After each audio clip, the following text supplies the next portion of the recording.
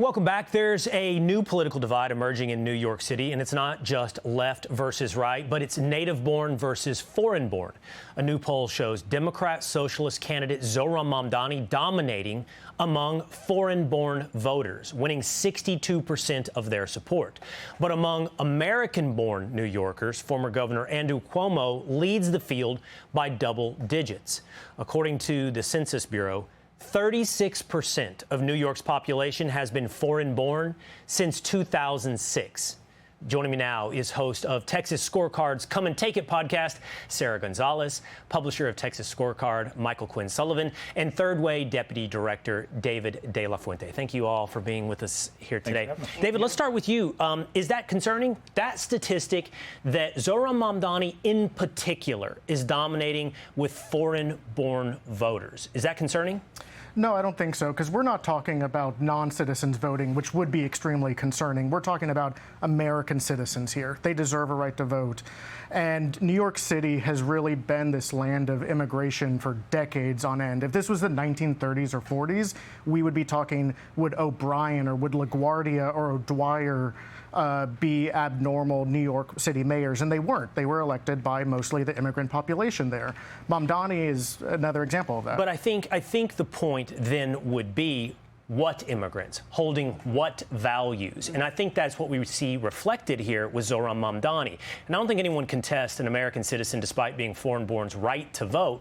But, Sarah, it's what they choose to vote for. Right. Yeah, I think that it's a little naive to not be alarmed by this, because when you are importing a lot of people who, it turns out, don't share your values and have values actually antithetical to this country, it really shouldn't come as a surprise. I mean, we see the blueprint for this right now in the UK.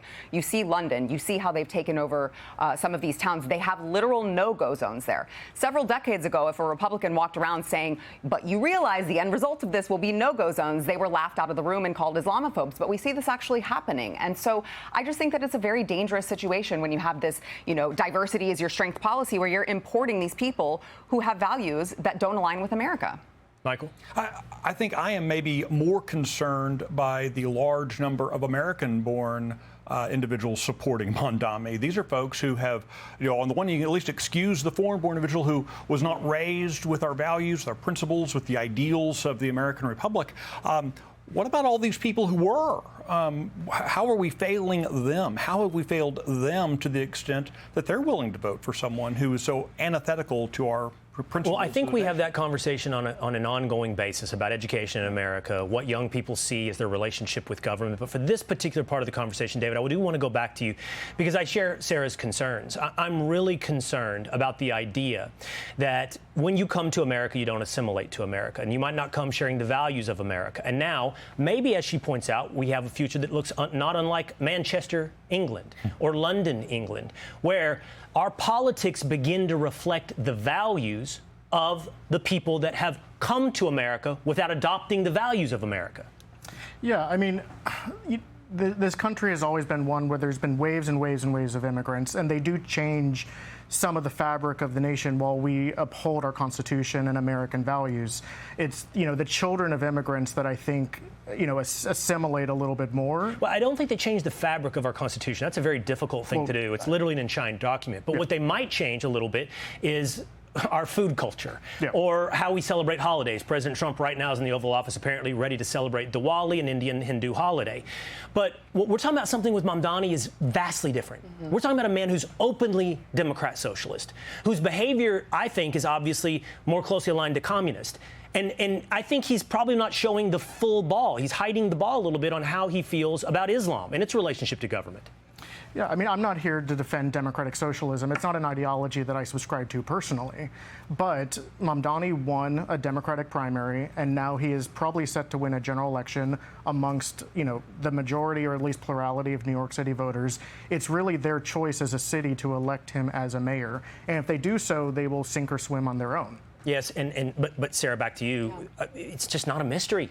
No. Walk down the streets of Manchester, England. Right.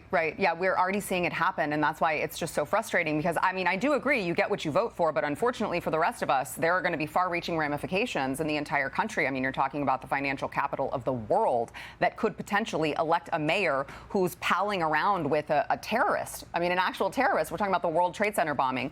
And so when you look at how they could possibly do that, you see all these foreign-born nationals coming in here, and yes, they are naturalized citizens, but unfortunately, we're not talking about the immigrants of the past who were ready to assimilate, who came here because they believed in the American dream. We are talking about people with a far different motive and motivation, and I think that we need to recognize that. And that's the conversation I think I want to have. It's really one about assimilation, Mike. Yeah, look, theoretically, all these folks left something. You know, not only did they come to something, they left something. And it's sad to see them wanting to embrace, in many ways, what many of them left. Exactly. That's the concerning thing. The idea of America in the past was to come and to become American. I'm afraid what increasingly we're seeing is somebody coming to America but remaining Ugandan. Right. In the case of Zohran Mamdani. I want to put this one to you, as long as we're on the note of polls. This is fascinating. This is Jason Miyares versus Jay Jones, Attorney General candidates in Virginia. We've talked a lot about Jay Jones, who had the text messages where he openly fantasized about the murder of his political opponents and their children. Here's the polling. Okay, right now, it looks like that Miyares is actually leading in the general poll, but when you dig in, he's up 46 to 44. When you dig in, there's one group. There's not one group. There's two groups that I would know inside the polling where Jay Jones is doing well. One is with Black Americans. But more notably, I think with 51% of the vote, Sarah, it's women. Don't blame me. Don't blame me. I didn't do it. Yeah, I mean, look, I think that when you can convince women to that it's a good idea to kill their baby in the womb and that's somehow liberating them, I think you can convince them of anything, including just sort of memory holding a person's threat or, you know, wish for someone's kids to be killed. I just think that that's the short of it, right? Third wave feminism is a cancer on our society. I think we all know that. But more importantly, I would like to say, I mean, Jay Jones, at least this is mask off. We see who these people are. They are really actually just saying that they're okay with this candidate, with the threats to violence. And I'm going to say, great, at least we know what we're up against. Michael? Please do not lecture me about civility and tone of language and political discourse when your party is about to vote for a man who said he wanted the children of his opponents to be murdered. You know, it makes ring hollow, this idea that Republicans are somehow to blame for the lack of civility. Well, David just got here. He is a Democrat. He did bring me an SMU helmet, so I'm not going to put him on the defense. I'm not going to put you on the defense on defending Jay Jones' violent rhetoric, unless you want to, which I would say walk carefully into that. But I am more interested in women. And the lens of empathy, I think, drives a lot of this, but why women are often the group who, even we saw in some of these videos in the No Kings rally this week, you know, when there was ugliness, and there was ugliness, but I'm not saying it was vast, but it was there. It was definitely there, more than anecdotal. It's shockingly often coming from women. A woman pantomiming the murder of Charlie Kirk, and women forgiving Jay Jones.